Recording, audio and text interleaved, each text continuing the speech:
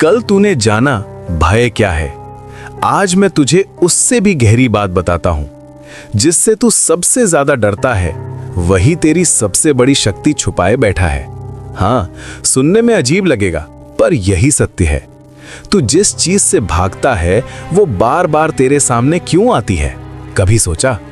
क्योंकि वही तेरी परीक्षा है, वही तेरा द्वार है। जिसे पार कर लिया तो तू वहीं से बदल जाएगा।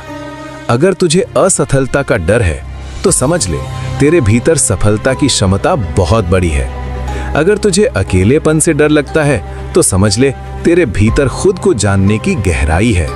अगर तुझे लोगों के खो जाने का डर है तो समझ ले तू प्रेम बहुत गहराई से करता है।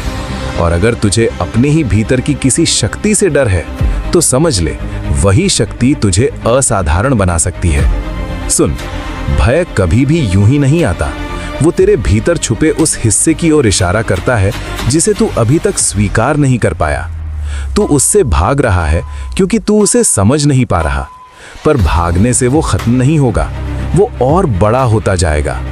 कल्पना कर, एक दरवाजा है जिसके पीछे तेरी सबसे बड़ी शक्ति छुपी है, पर उस दरवाजे के सामने तेरा सबसे बड़ा डर खड़ा है। अब तू क्या करेगा? अगर तू डर कर पीछे हट गया तो वो दरवाजा हमेशा के लिए बंद रहेगा।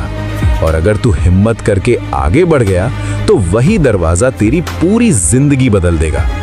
यही जीवन का नियम है। जहां डर है वहीं विकास है, जहां असहजता है वहीं परिवर्तन है, जहां तू रुकता है वहीं तू कमजोर पड़ता है, और जहां तू आगे बढ़ता है वहीं तू शक्तिशाली बनता है।